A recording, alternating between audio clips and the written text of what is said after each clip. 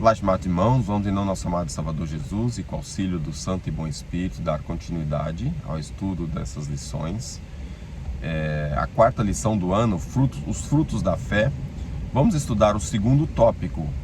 O título é O Propósito da Tribulação.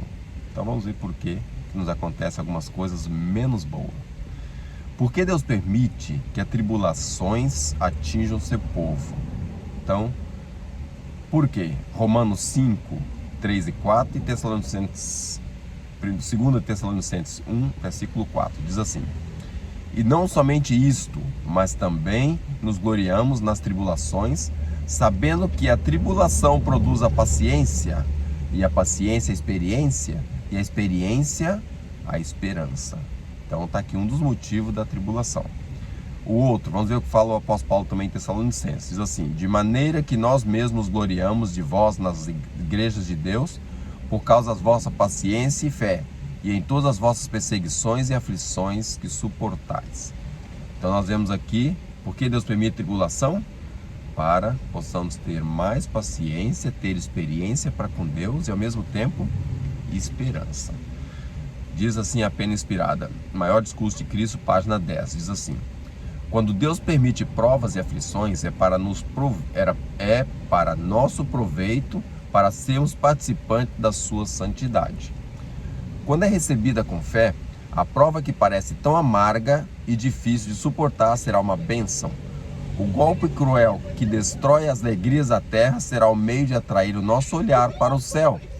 Quantos há que nunca teriam conhecido a Jesus se a tristeza não os tivesse levado a buscar conforto nele? As provações da vida serão obreiras de Deus para remover as impurezas e as asperezas do nosso caráter. É doloroso o processo de cortar, desbastar, preparar, lustrar e polir.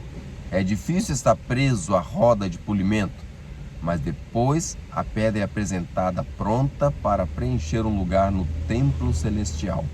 O mestre não efetua trabalho assim cuidadoso e completo com materiais imprestáveis. Só as suas pedras preciosas são polidas como colunas de um palácio. Então aqui nós temos mais detalhado por que Deus permite tribulação. Ele quer nos preparar, nos amoldar. Então assim como eles pegam um pedaço de pedra todo feio, grosso e às vezes cheio de pontas e mal polido e põe para esfregar uma nas outras e vira assim umas pedras maravilhosas, Deus também quer que com as tribulações, às vezes com as coisas que acontecem, as aflições, nós também possamos ser pessoas melhores, mais confiantes em Deus e com mais esperança. Pergunta B. Como a lei de Deus é escrita em nosso coração após termos sido justificado? Romanos 5, verso 5, para comparar com Hebreus 8, verso 10. Diz assim: E a esperança não traz confusão, porquanto o amor de Deus está derramado em nosso coração pelo Espírito Santo que nos foi dado.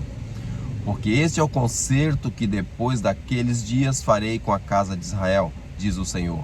Porei as minhas leis no seu entendimento e em seu coração as escreverei. E eu lhes serei por Deus e eles me serão por povo.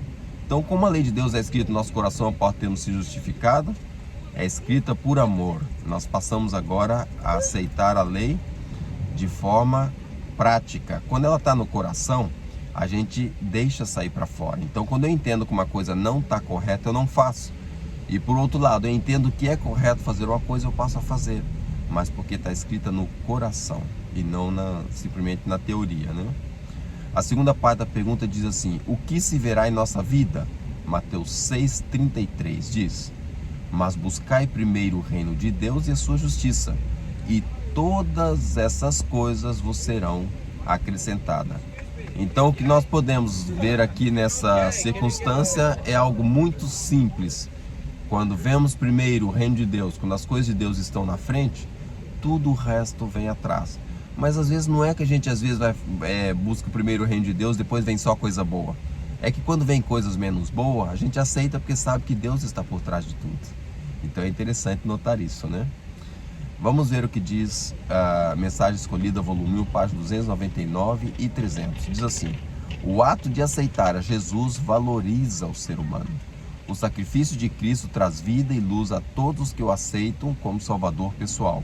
O amor de Deus por meio de Jesus Cristo é derramado no coração de cada membro de seu corpo, trazendo a vitalidade da lei de Deus, Pai. Assim, Deus pode habitar com o homem e o homem pode habitar com Deus. Então nós vemos aqui o elo que existe, né? Continuando a leitura ainda em The Bible Actual, 9 de dezembro de 1895, diz: o reino de Cristo deve ser superior a todos os outros interesses. A lei de Deus escrita no coração submeterá nossos próprios interesses aos que são mais elevados e eternos. Então, quando temos mesmo a lei de Deus no coração, nós conseguimos ter uma maneira diferente de viver, de ser, de andar, de agir.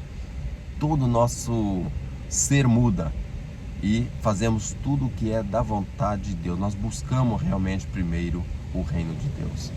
A pergunta C traz assim: como Deus demonstra a plenitude de seu amor por nós? Romanos 5, 7 e 8, e diz assim: porque apenas alguém morrerá por um justo, pois poderá ser que pelo bom alguém ouse morrer. Mas Deus prova o seu amor para conosco em que Cristo morreu por nós, sendo nós ainda pecadores. Então, como Deus demonstra a plenitude do amor dele? Ele não veio morrer por um justo, ele veio morrer por nós pecadores. Antes mesmo de nós morrer, o amor dele foi tão grande que ele falou: se acontecer, eu quero um resgate para essa criatura. Então, vemos aqui a demonstração dele é plena, né? Diz aí na Mensagem Escolhida, volume 1, página 394, uma frase, diz assim: ao nos justificar por meio da justiça imputada de Cristo, Deus nos declara justo e nos trata como justo. Então nós já vemos que a justiça imputada é algo que foi colocada, algo que foi implantada, algo que não existia e foi agregada. E ao termos essa justiça, ao ser justificado por essa justiça, o que diz ali?